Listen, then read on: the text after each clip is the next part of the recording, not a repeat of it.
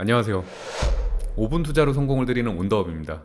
드디어 페이스리프트된 티볼리가 출시되었습니다. 차량 기본 가격은 1,883만원부터 시작인데요. 요즘 물가가 상당히 오름세인데 실속 있는 가격입니다. KG 모빌리티에서 판매 전략을 정말 잘 잡았다고 생각해요. 제가 차량 사업을 하는 입장에서 봤을 때 티볼리는 가성비가 너무 좋은 상품입니다. 이 가격에 경쟁할 수 있는 상품은 트랙스밖에 없어요. 중고차도 대안이 되지 않습니다. 그 이유는 차차 말씀드리기로 하고, 먼저 티볼리, 트랙스 두 가지 차종 중에 어떤 것이 더 나은 선택인지 분석해 드릴게요. 먼저 나온 트랙스부터 보겠습니다. 트랙스의 기본 가격은 LS 2,052만원이에요. 문제는 LS 등급은 쓰지 못하는 등급이라는 거예요. 제 영상에 누차 말씀드렸지만 차량을 구매할 때는 내 차의 감가상각률이 덜 되는 모델을 구입하셔야 합니다. 어느 정도 옵션의 감가상각도 덜 되는 등급은 LT 등급이에요.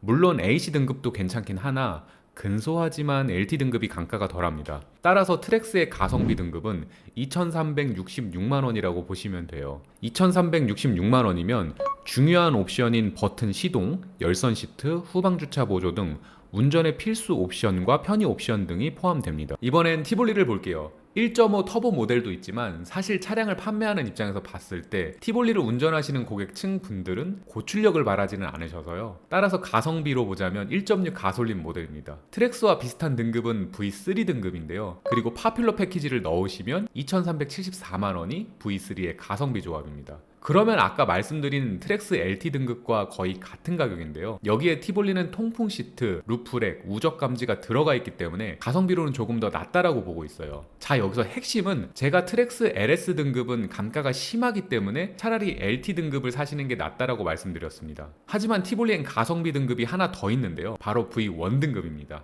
지금 일부 유튜버가 V1 등급은 안전사양이 빠져 있어서 쓸모가 없다라고 하는데 그렇지 않습니다. V1 등급의 밸류업, 스마트 미러링까지만 넣으면 2,064만원인데요. 이러면 사실 스마트키, 열선, 통풍 시트 전부 포함되어 있어서 크게 불편하지 않습니다. 제가 차량을 판매하는 입장에서 고객님들께 많은 차량을 상담하면서 느끼는 것이 운전에 자신이 있고 운전 보조 옵션에 돈을 지불하지 않는 분들도 계시다는 거예요. 실제로 현대 기아 자동차를 구매할 때도 드라이브 와이즈, 현대 스마트 센스를 안 넣으시는 경우도 있어요. KG 모빌리티에서 V1 등급은 사실 미끼용 상품이라고 봅니다. 대형 마트 같은 곳에 가도 마진이 별로 안 남아도 이벤트로 저렴하게 판매하는 상품이 있다는 거죠. 말씀드린 V1 등급 2,064만원짜리를 판매해봐야 KG 모빌리티의 수익이 많이 남지도 않을 겁니다. 안전사양 없이도 V1 정도 등급의 편의 옵션을 넣어서 타면 추후에 차량을 매각했을 때도 오히려 V3보다 감가가 덜할 수 있다고 봅니다.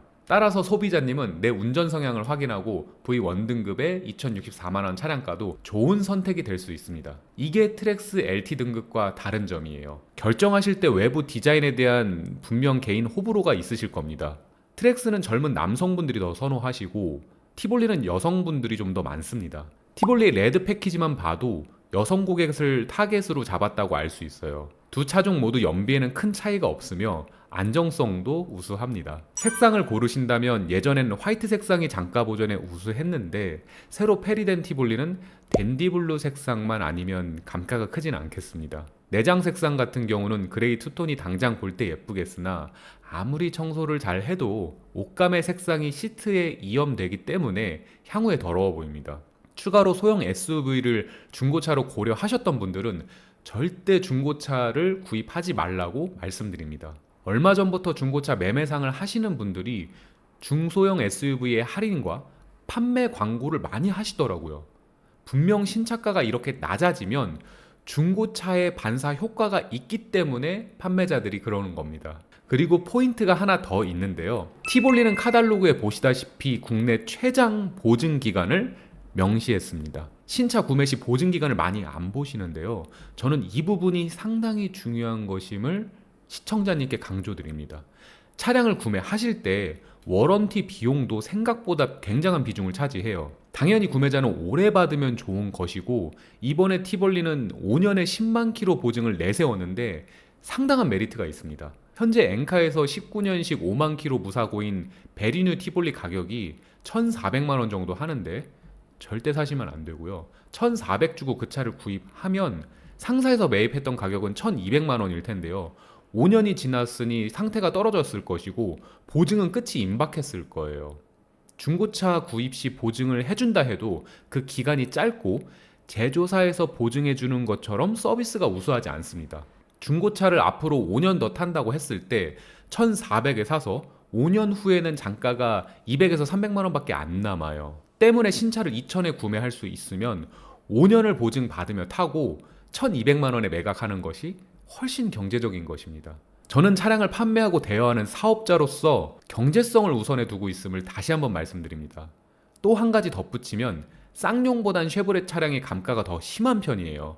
여러 가지 이유가 있지만 보증이 끝났을 때 쉐보레의 부품 수급과 비용이 좀 더 들어가는 점도 있습니다. 말씀드린 여러 이유로 티볼리가 시장에서 흥행에 반영되는 건 시간 문제라고 생각합니다. 상품의 색깔과 고객의 타겟을 정말 잘 잡았다고 보는데요. 제가 봤을 때 확실히 판매량은 뒷받침될 것이고 이는 KG 모빌리티의 향후 몇 달간 좋은 호재로 작용하지 않을까 싶습니다. 이만 오늘의 영상을 마치도록 하며 앞으로도 좋은 분석으로 시청자님께 도움이 되도록 하겠습니다.